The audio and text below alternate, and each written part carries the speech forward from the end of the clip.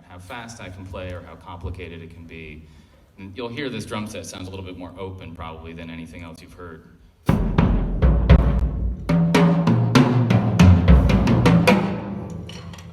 And then I'm going to talk about Lion King because I've actually never been able to discuss that in a clinic because I've never had enough drums to actually play some of the songs.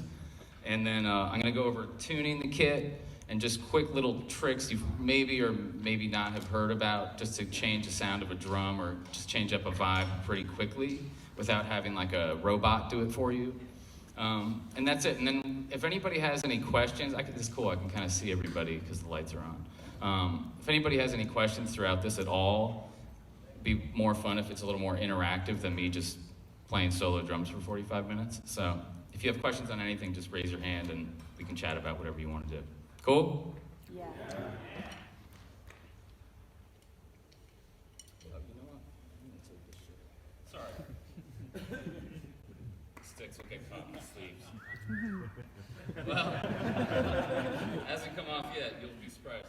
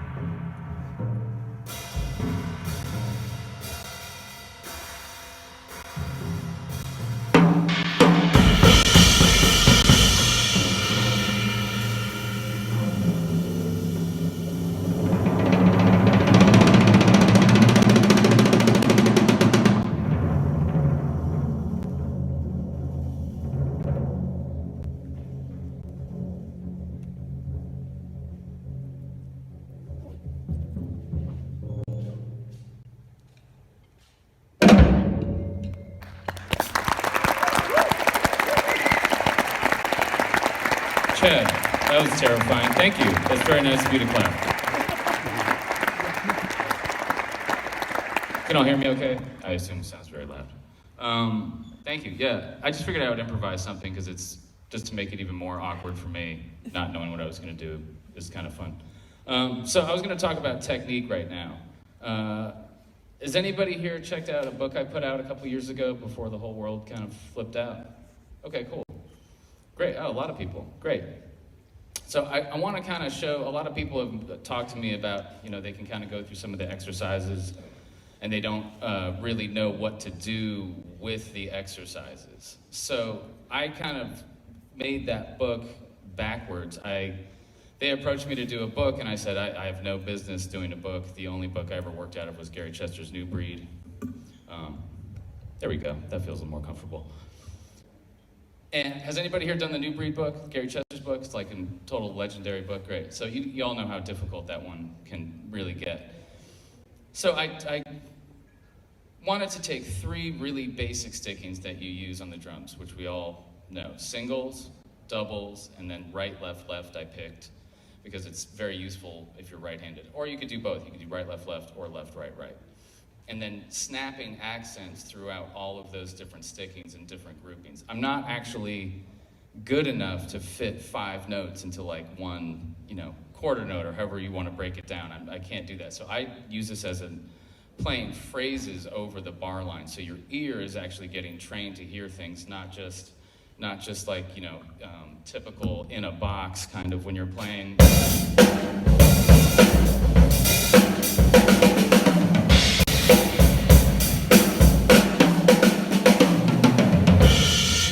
That's great. I mean, I play that a lot, but people get stuck and they don't really know how to get out of the box that they're in.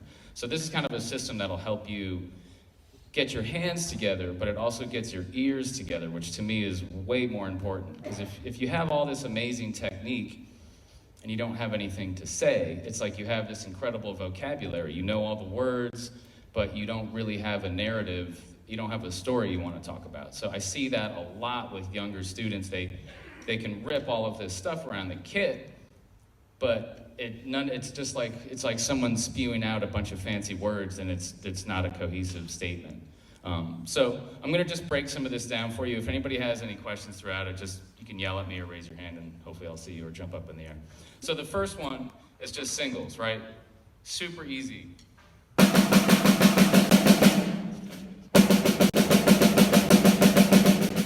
Also, practice all of this stuff at every dynamic. Not everything has to be here. Especially when you're doing accents, you want them to be.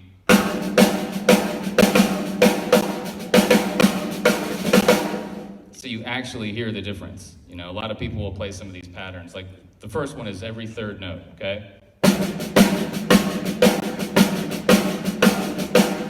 So that's just going right to left. Because if you're doing right, left, and you go 1, 2, 3, 1, any odd number with an even sticking is going to go back to back, right to left, back and forth. And anything that's even will just be on whichever hand you start with, right? So if you do 4 with a single stroke roll, which everybody's kind of used to doing, that's all going to fall on your right hand. So we're going to go through accents of 3, 4, 5, 6, 7, 8, just on the snare. I'll do the old wallet trick. Perfect. Y'all follow me? Yeah? Cool. And I won't do anything with the feet yet.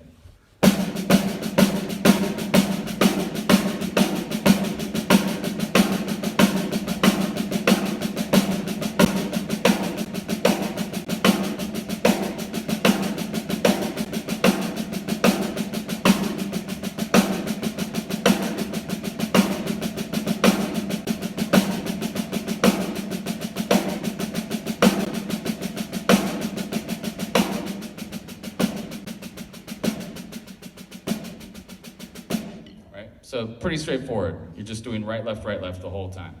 So now, that's pretty easy because you're either on your right hand or your left hand. So when we get into doubles, this is where it starts to get tricky, especially right out of the gate because you're doing every 3rd note. So you're going 1, 2, 3, 1. So the second accent is going to pop up on your left 2nd stroke. Does that all make sense? Great.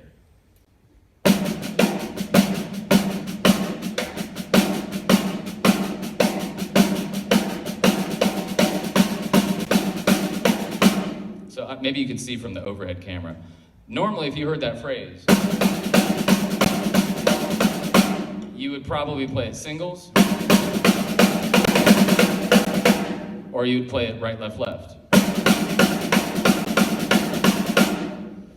So it's tricky when you're having to reinvent your hands a little bit because they usually want to fall on downbeats or downstrokes because it's easy and it's what you've probably done for most of the time. So this is where it gets tricky, and this is why I wrote everything out in the book, okay? So I'm going to go through the same thing with doubles, okay? So like 4 will be easy because you're just going... That all lands on your right hand. 5 starts to cycle through again in these weird ways.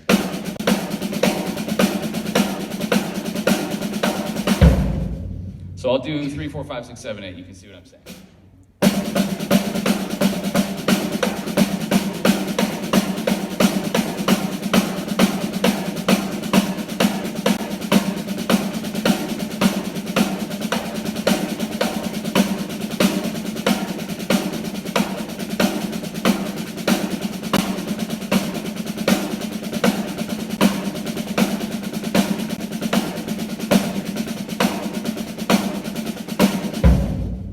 Yeah? Makes sense? Kinda? You understand the idea, hopefully. Then the third one is right, left, left. So you do the same idea. You take the same numbers, but now, since you're doing groupings of 3, instead of double, which is 4 notes, anything that was easy before is now tricky. That's the whole point of doing it this, so you really iron out any weak spots within your hands. And the whole point of this came from how I end up phrasing typically around the drums. So if I'm playing a groove,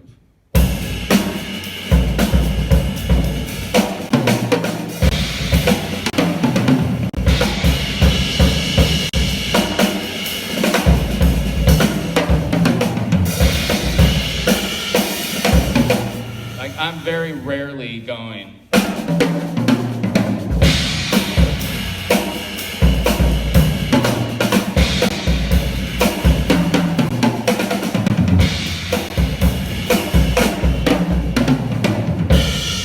I tend to not play the downbeats very often just because, unless it's like a Gap Band tune or something at Lion King where there's a written out crash on one and that's what you have to do. And sometimes the tunes, you know, if you're playing a Michael Jackson tune or a pop tune, it works.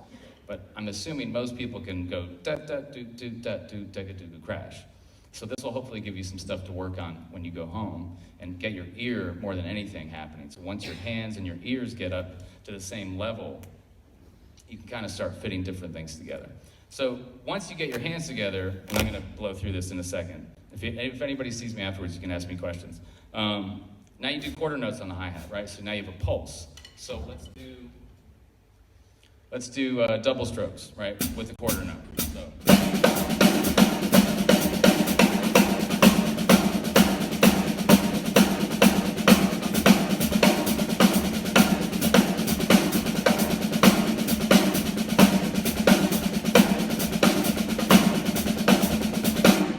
Right?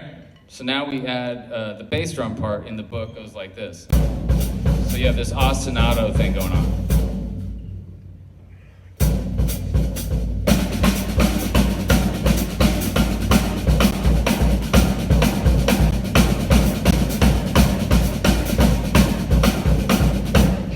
And what you'll notice is when you start with 3, your accents are going to be lining up with the kick drum as we're playing this pulse.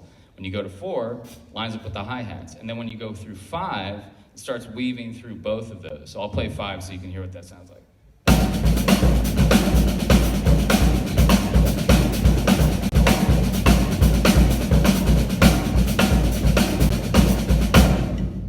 So it's a really good exercise to kind of get phrases in your head that you may not work on very often. And they're not, it's a pulse of just... or whatever tempo you want to work on. So that's kind of the gist of that book. And then when you take that concept of doing accents throughout like a pulse like this, I found myself doing this a lot on gigs. I toured with this guy, Melvin Sparks, who's like a pretty amazing soul jazz guitar player. We would go out with like Bernie Worrell from Parliament Funkadelic, and the Talking Heads, and Fred Wesley we would tour with and play James Brown tunes for 20 minutes straight. So on some of those grooves, you know, you're in this zone for some of the night.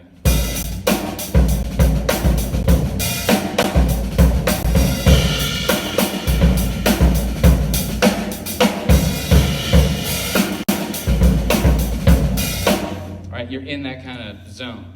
So for, you know, if the tune, some of these tunes would be 15 minutes long, and it'd be like, give the drummer some on every song. I started kind of getting sick of playing the same pattern, so I started playing 16ths.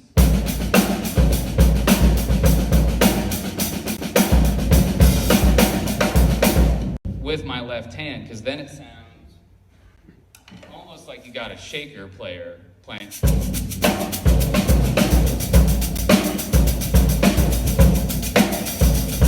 Right, so that sound, you can kind of fake.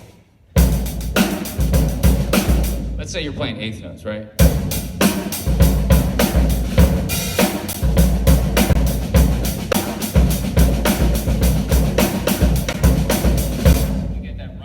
You get that running pulse.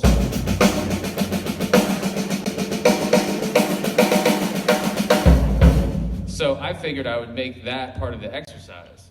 Let's see if I can get this thing over. So then let's just like move to the ride cymbal, right? So we're here.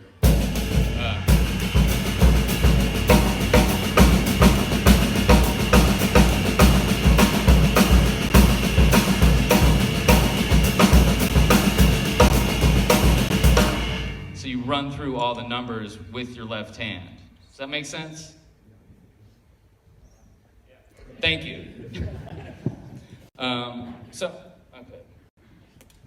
Oh, I'm gonna get moving. So check out the book. It's a lot of different stuff like that, and it's taking patterns. Oh, this is what I was gonna say. So that's fine, but when you're like, if you're home and you've kind of hit a wall, and you just look at your drum set and you just go like, you're sick of going.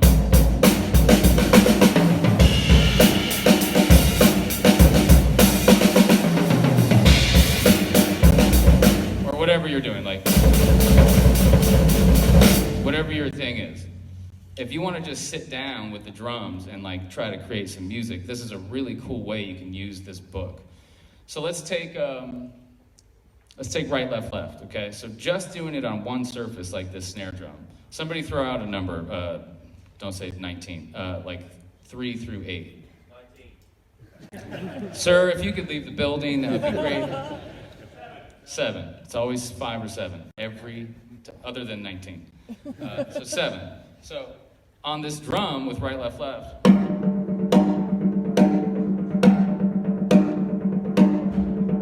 I could do that with one hand, right? It doesn't matter what your sticking is, right? But let's move your left hand to a different instrument. So let's move it up here, right? So now we're gonna have 2 melodies going on just by moving your left hand to a different drum, right? It seems pretty straightforward, but when I did it, I was like, oh, now this is a whole other book. So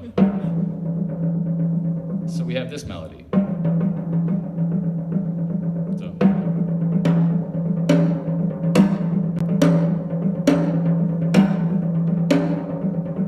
Right, so now you can start hearing this other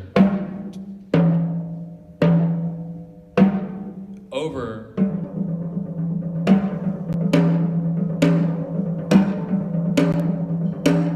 And then you could move your right hand over here. So now we have a different melody.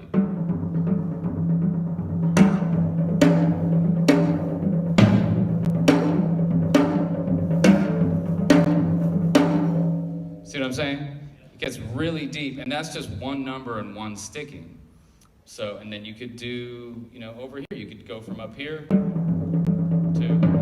or you could go this way. I'm not going to try to do that one. I've never done that one. That's tricky. Let's see if I can do it. That's tough. Let's see.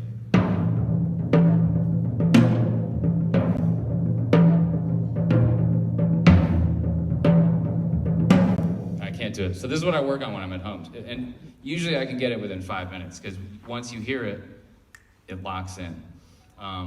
So same thing, like you could do a double stroke roll with, like let's do 5 between just 2 drums. So I'll go from the snare to the toms and you'll hear how different it sounds. So doubles with 5.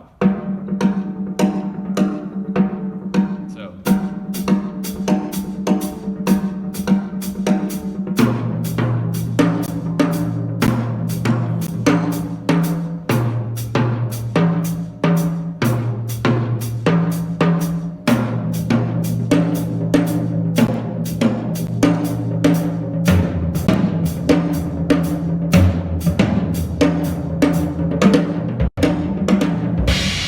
So you can see it's like a never-ending game you can play. And that's what, to me, is so fun about the book. If you have trouble, you might work on doubles and 5 for like a month or 2 months. But once you get it, you've kind of cracked this code that you can really spread out across the drums. I also am not pretending like I'm writing some code book. It's just basic stickings with simple numbers and doing stuff, solid and having it strong. That's why when you have your hands together and you can accent second strokes, it opens up a whole different way of playing instead of just moving singles around the kit. So I'm going to move on to groove right now. And speaking of singles, I know everybody wants to transcribe Zigaboo and David Garibaldi and all these amazing drummers, but you can get a lot of mileage out of a single stroke roll, right? So taking singles.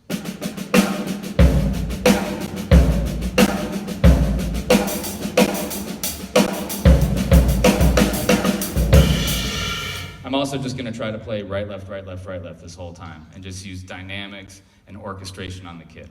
I'm probably going to throw a double by accident, but I'm going to do my best to just do singles. Hold me accountable. You can yell if I do a double.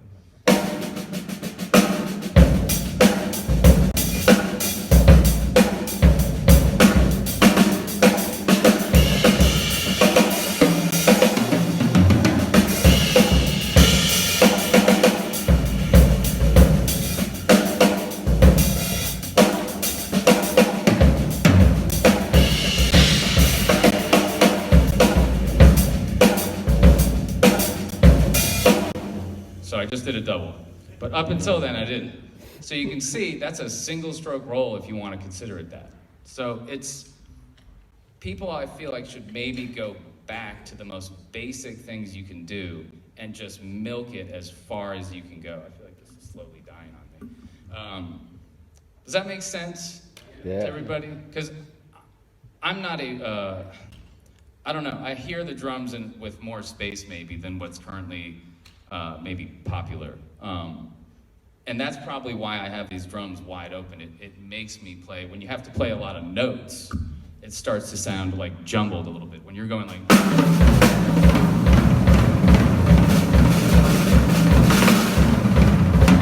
like the drums want to speak more, right? You want to hear just...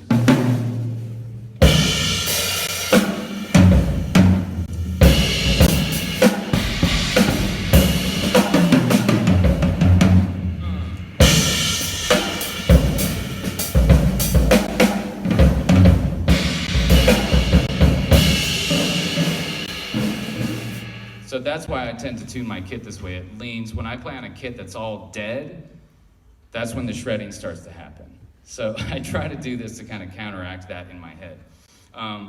So I just want to show some quick things. So does that single stroke roll thing, moving that around, just using accents like out of the book.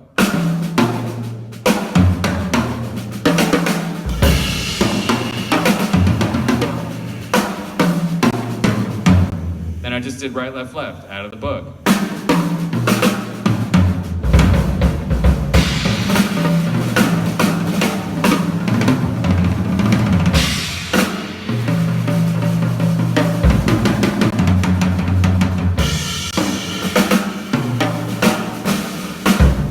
So pretty much everything I do in general is a combination of what's out of that book. So that's that. Let's talk about groove. Let's also make sure I'm not totally... I have 15 minutes, I think. Try to make this cohesive. Groove, right? That's what we do 90% of the time.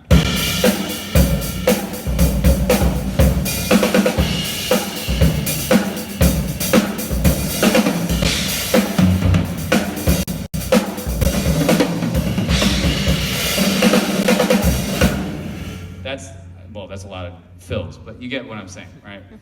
So most people learn this beat first. Oh, that's not true. Everybody plays this beat that are not drummers. Tell me if you think this is true. If your like cousin or your brother that doesn't play drums shows up and they go, oh, let me try this.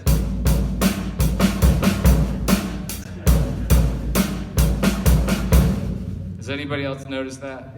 It's this very strange phenomenon. I don't get it. But this is the first real straight thing you learn.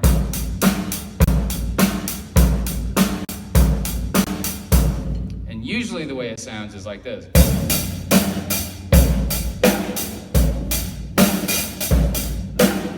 Right? We've all been there.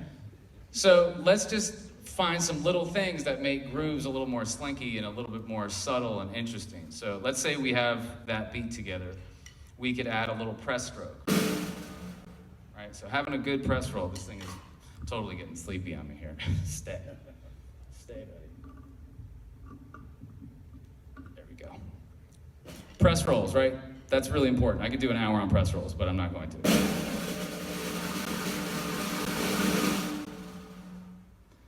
Let go of the stick at the end of the press roll. You get extra mileage. Can you see that? Yeah. Hear how much extra you get instead of this? So you go this zone.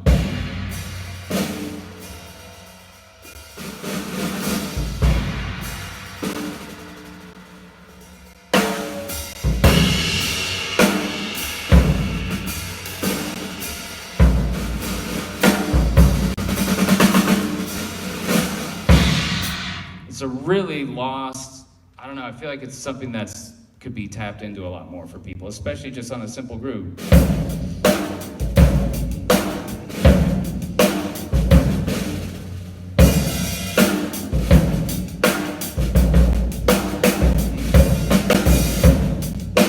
So the interplay between an open hi-hat and that is really cool.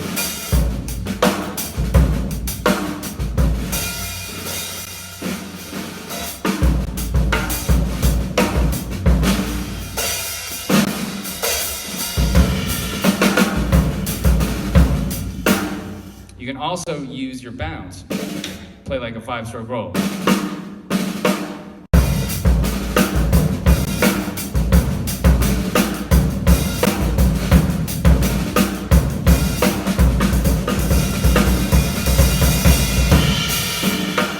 So it's just a pressure thing. You either let it go or you push. And just play around with that one day. You'd be surprised how much stuff you can milk out of just your left hand doing that.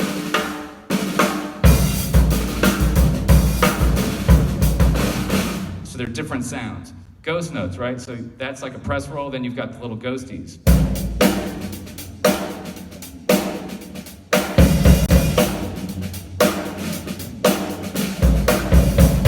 And I'm just playing eighth notes with my hi-hat.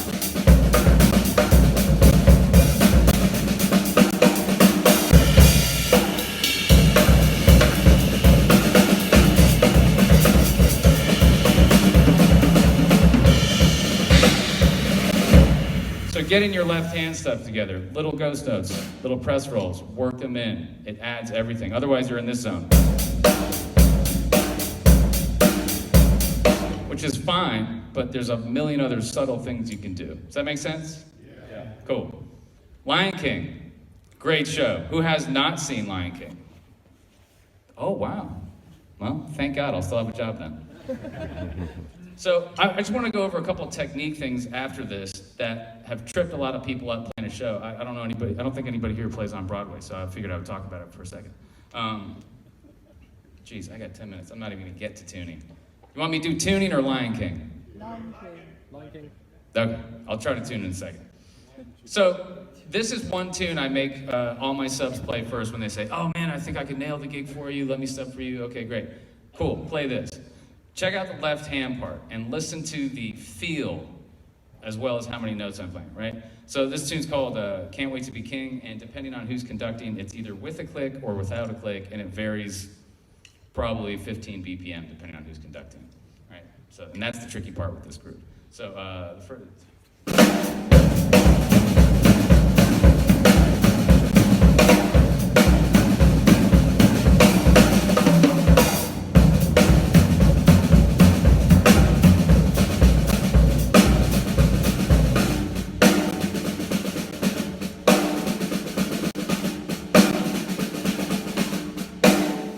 So it's a shuffle in your left hand that's very light, but then you got to crack those backbeats. And depending on who's conducting, the main guy, for whatever reason, doesn't do it to the click, which is about that tempo.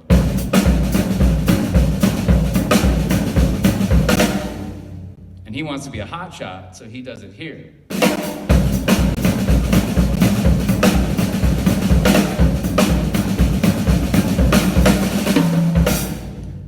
So if you don't have that together, it sounds like this.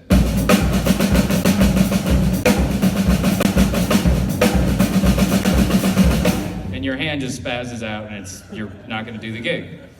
But Broadway is a really different thing. So I was playing in the most opposite gig you could have done and then started doing Lion King. I was playing in a soul jazz band, which was, like I was saying, you're playing this all night.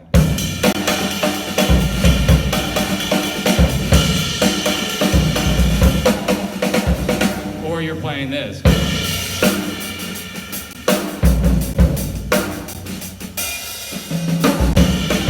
And it was, play whatever you want as long as it's grooving. Cool.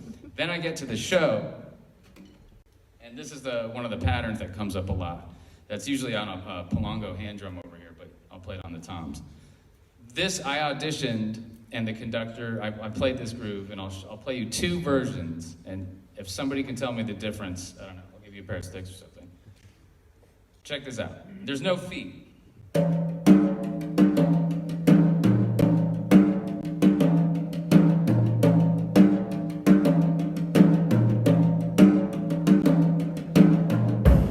That's version 1.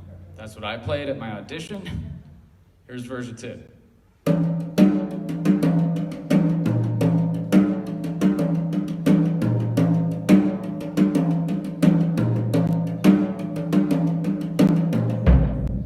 The first one, I didn't make the cut. So what's the difference? It's the exact same sticking. Anybody else? More accents? Who said that? Yeah. What accent? But which one? Just hear more. Okay, yeah, that's not how Broadway works. So check this out. So I played this, 1 E, what is it? 1 E and So the right? 1 E. That note wasn't popping just quite enough for the conductor, and he said, "You're not ready, go home." That's all I played it the first time that I thought I was ready.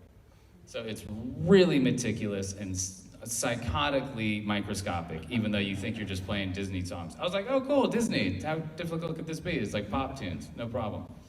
The detail you have to do is insane. Thank you.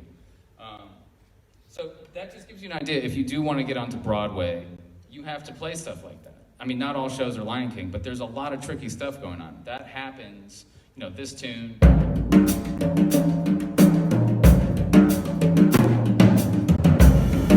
You get that kind of thing. Then you've got to do it, you got to do stuff like this with your right hand. So.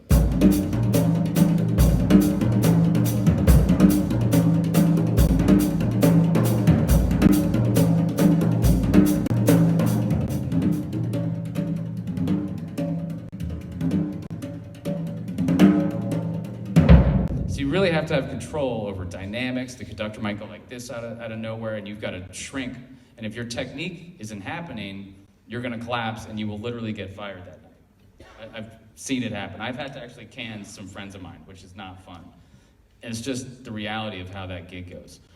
There's also like a tom thing that's this big triple forte. There's 4 other percussionists on the show. They're ripping for 2 minutes straight, and then out of nowhere, you have to play.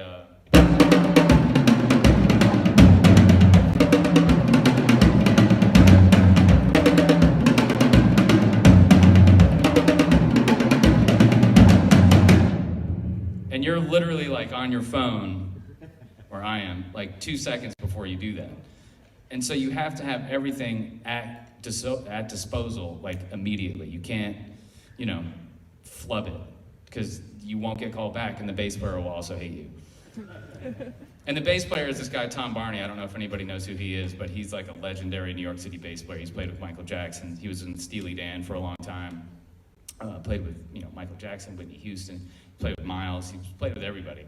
I try to stump him, and I can't. I'm like, I bet you never played with Frank Sinatra. Yep, played with Sinatra. Never played with Stevie Ray Vaughan. Nope, here's a video of me playing with Stevie Ray Vaughan. So he's super intense to play with. Like when there's a tune that's terrifying for me that goes like this. I'm playing this on the hi-hat with a click, right? And the bass part is dotted 8th, 16th. So let's get this more Lion King-y. And then I'm gonna have to leave in 3 minutes. Right? That's what I was playing. He's like, bro, you're not listening to me. And it's tight. I already think it sounds pretty tight. He's like, the second note, you gotta wait a little bit. Just think about waiting and it'll sound better. So he plays it like this. Here again, listen to the difference. It's so subtle. Here's how I was doing it.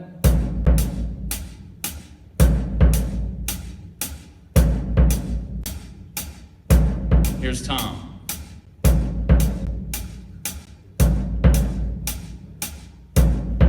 Do you hear a difference?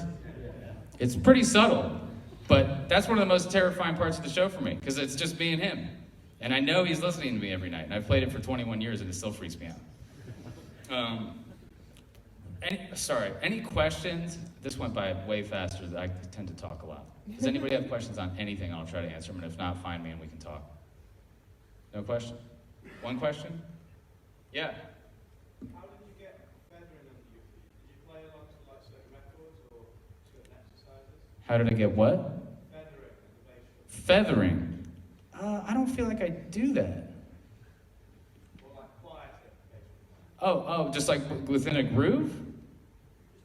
In general, control to bring it down. Like if I was playing like...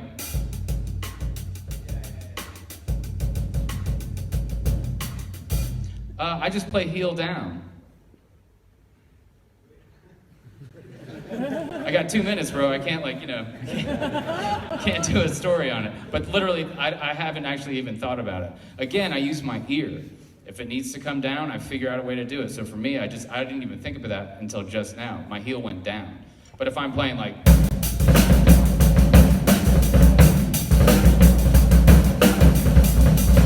my heel's gonna be up. But I don't play shit like that because this kick drum is wide open. So it sounds silly. Any other questions? No? Yeah? I don't. I love paying for my mortgage. I like having health insurance. I feel really lucky to have that gig. I know a lot of friends of mine that are incredibly talented musicians, not just drummers, just, being in the arts is difficult.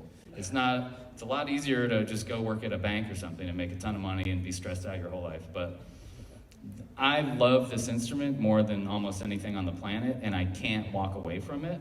And I learned that at a really young age, probably 12, and so that's why I just went all in. So I feel very lucky to be here talking to all of you and be invited to these kind of things. I really don't take any of that stuff for granted. I mean, I've played that show over 5,000 times, and I still go in and try to kick the shit out of it every night. So, and they're cool grooves, Oh, thank you. I'm gonna get wrapping up because there's a million other incredible drummers that you'll hear. I'm gonna probably be out here watching all of them. So if anybody sees me and has any questions, just feel free to come up. I'm also gonna be doing a signing, I think, with Ludwig and Evans and stuff right now. So if you want to chat, we can do that. But seriously, there's some of the best players on the planet in here. So thank you guys for inviting me, and thank you all for listening to me ramble. And I hope you all have a great weekend. Thank you.